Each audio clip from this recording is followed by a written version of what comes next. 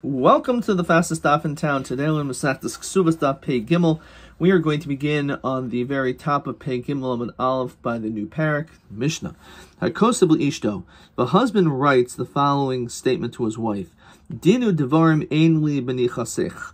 That I do not want to have any connection. I'm relinquishing all of my rights to your possessions. Now we know when it comes to nichsim elug, the din is that she brings in land, so she keeps the kark and he eats the peros. That's one of the things he's entitled to. The question is, does this cause him that he no longer has any rights to these peros? So interestingly enough, the Mishnah says, he's still allowed to eat these fruits in her lifetime. So as the Mishnah, well, v'imesa yarsha. And also there's a second thing that he's able to get, is that when his wife dies, he inherits her possessions. So im kain lama kasav dinu devarim elam in chasech. So here the Mishnah is now asking the question, so then what is he writing this for? So the answer is she'im machar v'nasna kayim, because the third right that a husband has is that when they're married, as we've seen previously in the previous parak, that she is not allowed to now sell this nechsim elug. However, because he wrote this, he's basically giving her this out, that if she ever wants, she could sell the nechsim elug. However, he still will inherit her after she dies, and also while she's alive, he'll be able to eat the produce, the profits. Says Rashi, v'yarish oisa. Okay, let's hold off on that. Kasev lo dinu devarim ein li b'nei chasech uv perosehen. What if he adds, not only will I not have connection to your nechasim, which, as we now understand, that means giving her a right to sell it, and also says, and I have no right to your peros, to your profits. So then, as it sounds, so again, she's allowed to sell it. What is he adding? That he cannot eat the peros, but when she dies, he'll yarsh her.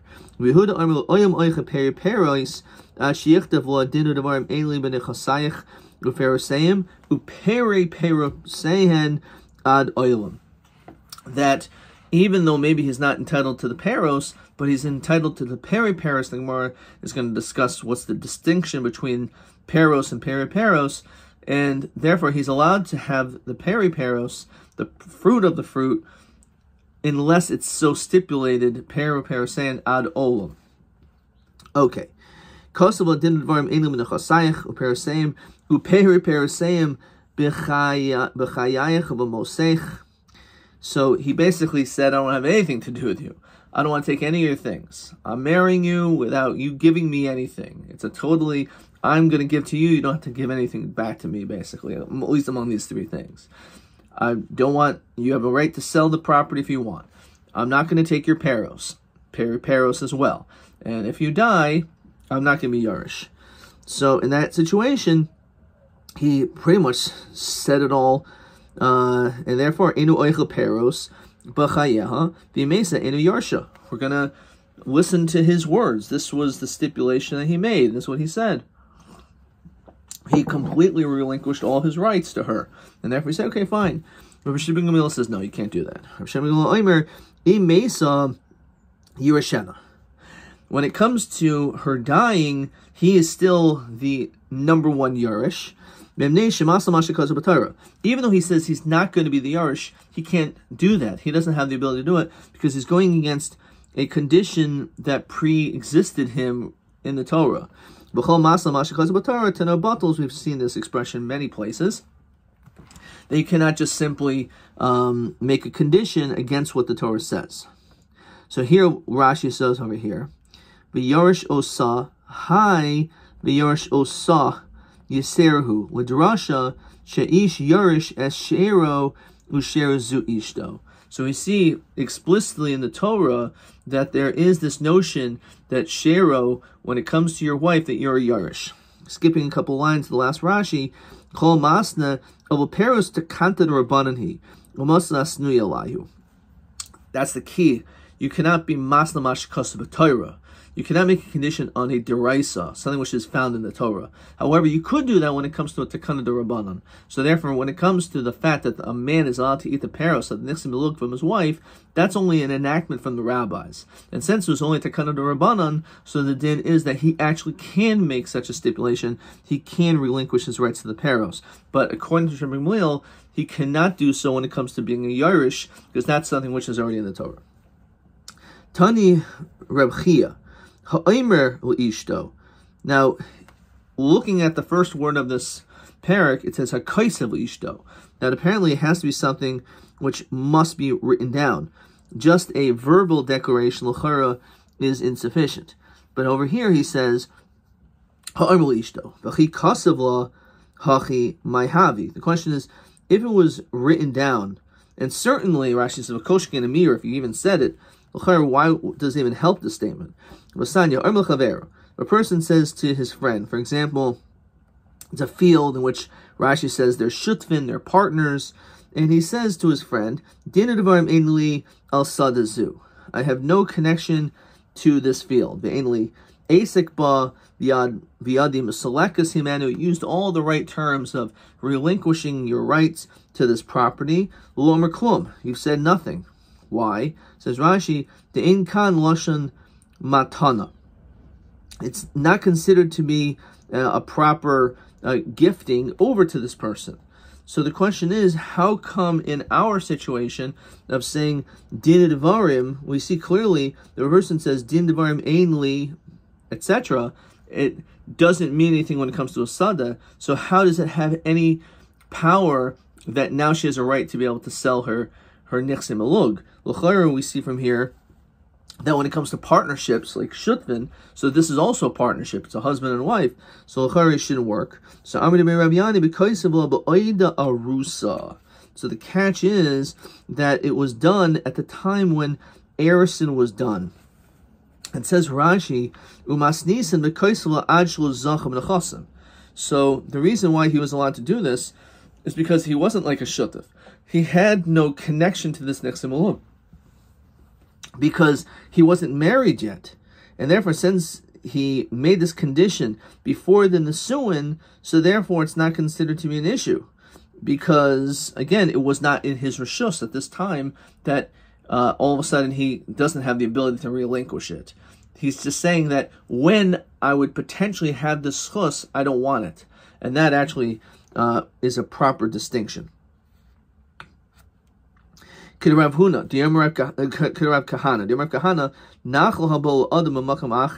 If you have properties that come to a person from another place, and Rashi says, for example, nachlas ishto habolu ali dinasuin. Let's say again you have possessions of a wife that comes ali dinasuin through marriage. Adam masna leha shul shena. A person could say that I don't want it, that I don't want to have this. So even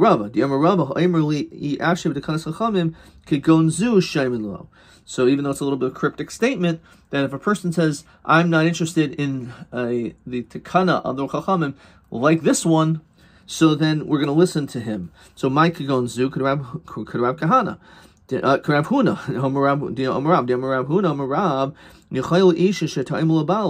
that a woman could tell her husband, so she is entitled to mazonos, and she gives her, because of the mazonos, her masiyah deha.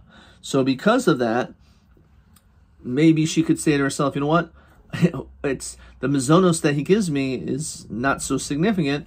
I'll keep my masiyah deha, you keep your mazonos, you don't have to give me the mazonos.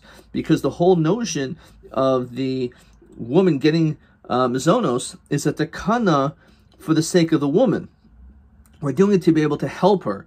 But if she herself says, you know what, I appreciate the offer, but I'm not interested, so then the din is that it works. So you're able to remove a takana. So too when it comes to the man, who the whole takanas chachamim is that he's entitled to the paris of nichsim elug. He could say, I don't want it, but he can only say it at a time while he was still only during the erison stage before he actually had any connection to it. Ihachi, says Rashi, the taima, if it's so that the reason is that it's referring to his takana, and therefore he could say, I'm not interested in getting her peros. So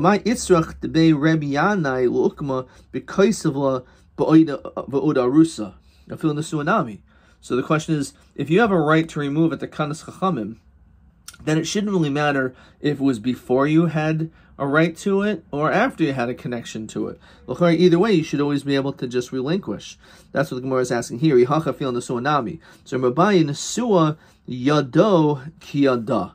So Abaye says the reason why you can't just relinquish it once you're completely married is because you have equal rights to your partner. It's already his. It's already the husband's. So he needs to give it away like as a matana. Masha'en kain, by her earnings, which she didn't make yet. So therefore, that's the difference. So by the Masiyadeh, she didn't earn it yet. It's a davar shelo ba'olam. So she's allowed to make this takana because it's not something which is here. However, when it comes to the suin, in which the land is right here, and he's entitled to the peros, which are right here, so because he has an equal footing to his wife, therefore, because of that, he can't just relinquish it anymore. And therefore, you need both aspects. It has to be both a rusa, and it also has to be that he has the right to be able to remove the kanas chachamim, which was enacted for him. Rav Omer yado adifa miyada. The truth is, his hand is even stronger than her hand. The question is not what's the difference. Either way, the din is the same, that he cannot relinquish his rights of the peros because he now owns it. Whether it's his hand stronger or equal shouldn't really make any difference. So Gemara says there is a difference. Nafkamina l'shomeres yavam. What does that mean? So we look at Rashi. So we know Rashi says over here, Gabi masnisin beperek el. It said previously, b'ha'isha shomeres yavam. So you have a woman who's a shomeres yavam. In other words, her husband died, they're childless, and she is waiting to do yibum with her deceased husband's brother, shenaful nechasim, and then at that moment she inherits the nechsim elog. At that time, the tani that we learned mesa, that if she dies, we asked mai yasabik subasa. We wanted to know what was the status of the ksuba. Rashi says to remind us, it was actually a machlokes beis Shammai beis Hillel. What exactly do we do with her possessions? Because on some level she's linked to her, to this new man, to the yavam. On the other hand, maybe she should be giving the nechsim elug, which she got from her parents, her family. It should go back to her family. Look at Abai Puktahu, and Abai established over there b'shenafula kashi tachtov, that she received it kashu tachtov, the Baal b'chai Baal Harishon, that she actually had the nechsim elug already at the time when she was still married to the first man. So Ksavar Abaya, so Abaya holds, says Rashi, Yadu Kiyada. Abaya said that his hand is like hers. Therefore, what does that mean? Kishemes v'nafel ifnei yavam. So the man died, and now all of a sudden the yavam is in the picture. Umeisa, and then she died. Ad shula nesiyama. He didn't have a chance to do yibum with her yet. Yerishaha, he will inherit her. The Yershi Habal, as well as the Yershi Habal. Shneihem boyim lirash zeh mikoyach achosa v'zeh mikoyach achiv. So basically, what happens is he didn't actually marry her yet. So therefore, it's not that he has complete rights to it. Therefore, because his hand is like her hand, so therefore there is a Yerush Mikoyach Achaiso because of the sister, V'zeh Mikoyach Achim, the brother. Beis Shammai Chalku Adifa, and as we said before, Beis Shammai holds you just divide it up. Beis Hillel Chazaka Kamaisa Adifa. According to Beis Hillel, he says the original Chazaka is stronger. Fikach Nixelu B'Cheskas Yershi Av. According to Beis Hillel, actually, the nechsim elug will go back to the father, because that's where it originated from. Upligi Rabba Dabaya, Diamrit Nafala Kashit Hachta, the Kuliyama Yado Shel Bala Dipa Miyada. It says that Actually, in that situation, his hand, the husband, is stronger.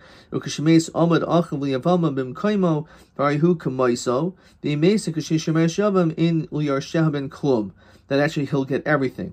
Okay, so how is this an answer to this question? So this is actually question one. My nafkamina bahad pliga by Rava im yadu shel bal kiyad ishto or yadu adifa miyada.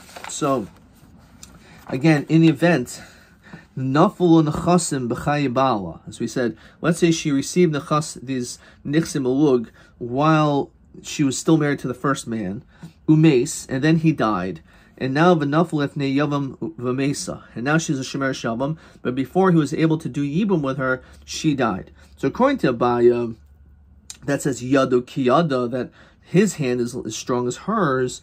So therefore, according to Beis Shammai, cholken ksubasa ben yorshela lebein yorshebal. So according to Beis Shammai, it's divided evenly between the two. Or Rava diyadu adifa, according to Rava, who says that his hand's stronger. Kuliyam ein liyarshan nechasim klum. He'll actually hold that because he has the stronger hand, her yarshim do not get anything. So therefore, that would be a dispute whether or not, if his hand is stronger, certainly he gets it. However, if his hand is equal to hers, then maybe it'll be split up. In the exact case of the Shemer Shavam, as we explained. Iboilhu. So now the Gemara asks a somewhat separate question. Kanu miyadoi mahu. What is the din, says Rashi, and this is a brisa. A person says to his friend, not our Mishnah, talking about, you say to your friend and your partners, dinu devarim ein li al sadazu, right? That I don't want to have any connection to this field anymore. So Mahu, says Rashi, miamrinan lo hikna b'chalipin halo klum. Do we say that this act of chalipin, does it actually have any validity? Does it work? So Rav Yosef Medina Devarim Kana Miyadai. So he says Medina Devarim Kana Miyadai. Rav Nachman Omer Megufa Shakarka Kana Miyadai. So in either situation, so he says there is a kinyan that basically that he's able to relinquish this right. Look at Rashi. Medina Devarim Kana Miyado. Masha Piresh al kinyan. What he explained regarding the kinyan Kana Miyadai. But who Lashon Din Devarim actually V'eno Klum. So because of that, it's not going to have any power, any validity. Okay. Omer Rabbi, Mistabra Milstad Rav Yosef.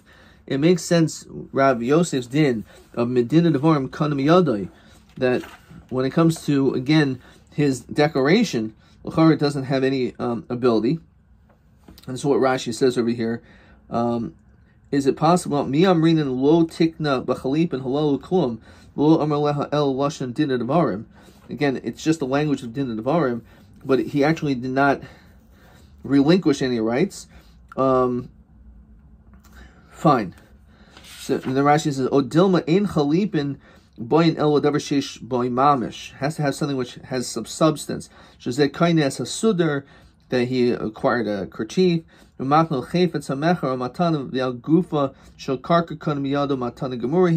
question is it really considered to be a matana?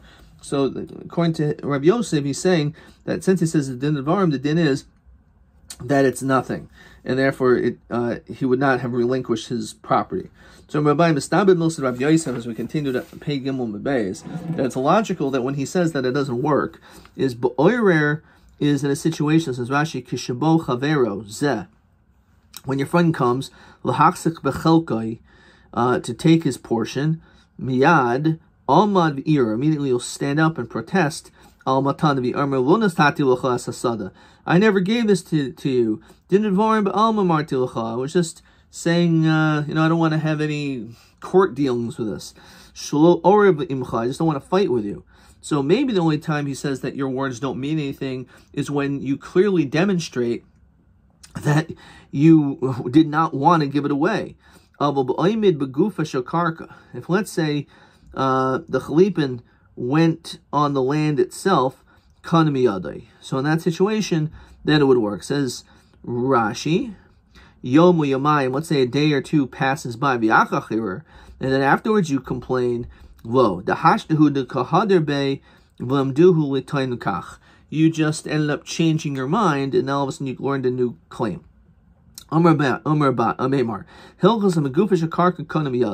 It's true that in the event that he doesn't complain immediately, so the din is that it will work. Does it mean where he complains right away, or who's standing there? So my nafkim Rav Yosef. Okay. Weiter. So why does the Mishnah say, why does this person make this declaration if apparently she's not getting anything? No, it means that she has a right to sell the nichsim belug. But Taimale, why doesn't he say to her, Mikol mili salik nafshach, that from all matters, the Taimale let her say to him, actually, that all matters you've removed yourself. Why is it just this? Maybe she now can say you can't get anything else. So Rabbiya, Yad Bal Hashtar al Tachtaina. The hand of the Bal Hashtar is on the bottom. What does that mean? It says Rashi, Kol HaMaitzi Shtar al Moksik B'davar Masha Maforish B'Shtar. You have a star, which basically says that he's entitled to all these things. Now, even though it's true that you have the situation where he made a statement, it must be the statement that he said is going to be the least of all the things which are significant of the rights that he has. He's relinquishing apparently just one right, because otherwise he would have been more, as we saw in the end of the Mishnah, he would have said more information. So the fact that he only said what he did was he only wanted to relinquish one right. So the question is, which right? So it's just the fact that she has a right to sell it. If we're saying that he's mevatel one right, so maybe we should say that it's talking about that you can't eat any of the fruits. Amarbaya botsina tav mikara. A small gourd is greater than a pumpkin. So the Baal would rather have fruits now than sell the land, which may not happen. So he would not want the peros to not happen, because the peros he's entitled to now. And therefore, because he's intent, he can get the fruits immediately. He'd rather have those fruits immediately and not the potential of her not being able to sell the land. The aim mirusha, maybe, okay, that we're talking about he doesn't want to inherit her. So mabaya misa shchicha mechir lo shchicha. Because we're dealing with ancestral property, she's probably unlikely that she's going to sell it. And therefore, it's not shchiach. He's probably not referring to that. Let me say it the other way around. When it comes to Misa, it is something which is shchiach, and therefore that's something which he's anticipating, and therefore he's not going to relinquish that right of inheriting her when she dies. However, he knows that she's probably not going to sell it anyway, so therefore the fact that he relinquishes this right and says you could sell it, he knows there's a good chance she's not going to want to sell it anyway. And therefore, again, the likelihood of Yad Bal Hashtar al Tachtaina is that we assume that the husband is relinquishing the least significant of all the rights. When a person removes himself and relinquishes his rights, a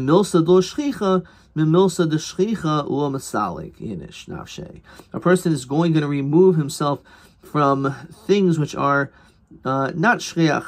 However, things which are shchiach, like her dying and him being yarish, he's not going to remove himself from. Rav Ashi Omer Menechosayich. When we have the language of Menechosayich, it comes to exclude v'lo perosehen. It means not the fruits. Menechosayich v'lo acher misa. So just a much more clean, simple answer is just by that language, it's referring to your nechasim, namely the selling of the nechasim. It doesn't mention anything about fruits, and it doesn't mention anything about after your death. So obviously it's not coming to talk about those things. So he said that if he says peros, so he can't eat any of the fruits. So he says, no, he can eat the peri-peros, which obviously leads to the question, what's the difference between fruits and fruits of fruits? So Tanaban, Elohin peros ve'elhin peri-peros. This is the distinction.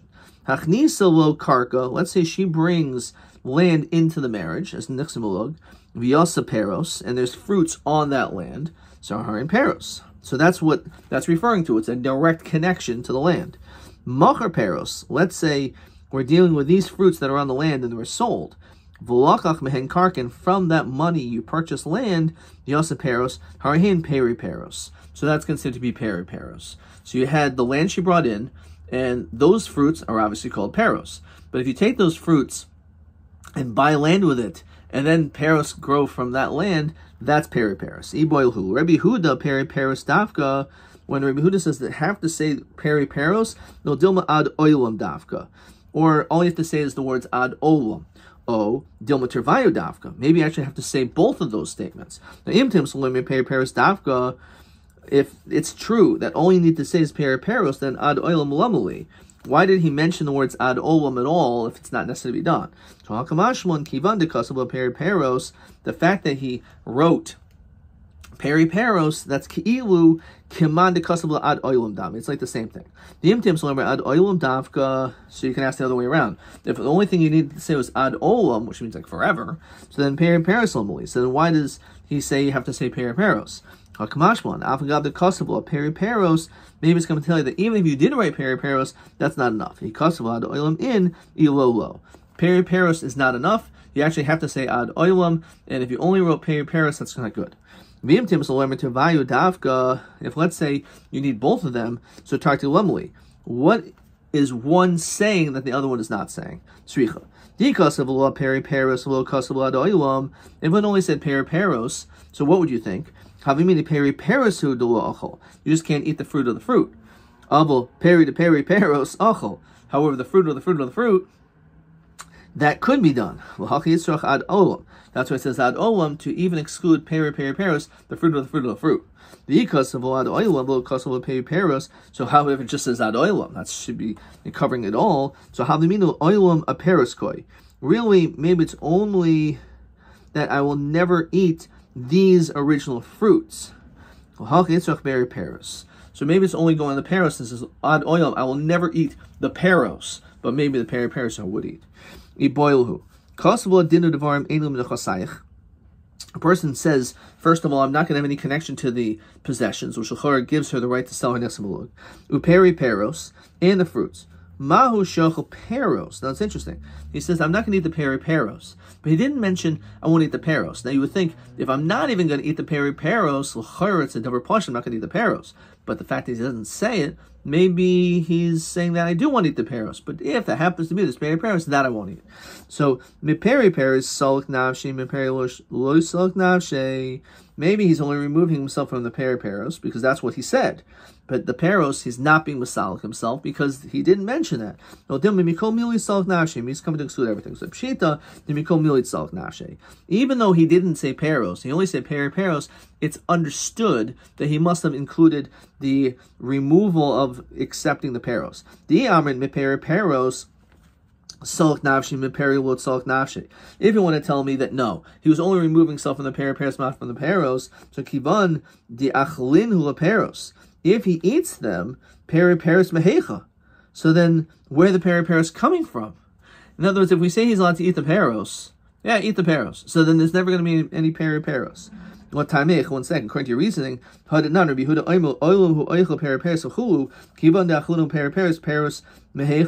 you can say the same thing. Well, what do you mean? If he's eating the fruits, where are the fruits of the fruit coming? So there's an obvious answer.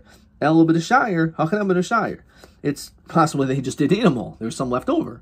The ones which were left over, they purchased land with it, and then with that land there was fruits, also called peri peros. So it's not necessarily a proof either way what the din is. We're going to stop there. Let's see. Question 2. I'm not sure if we did this. No. 2. We only did that one question. TA 7. How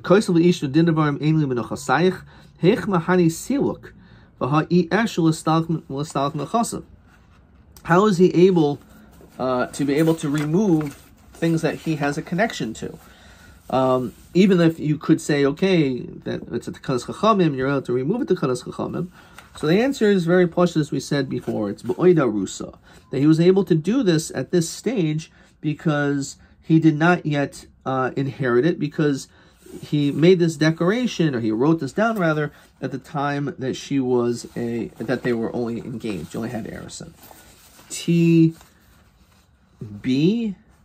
8. Kaisev Rabbi Shemugula Imesa Yorshina. Amarav Halacha Shemugula Matayma. Next off. Adkan.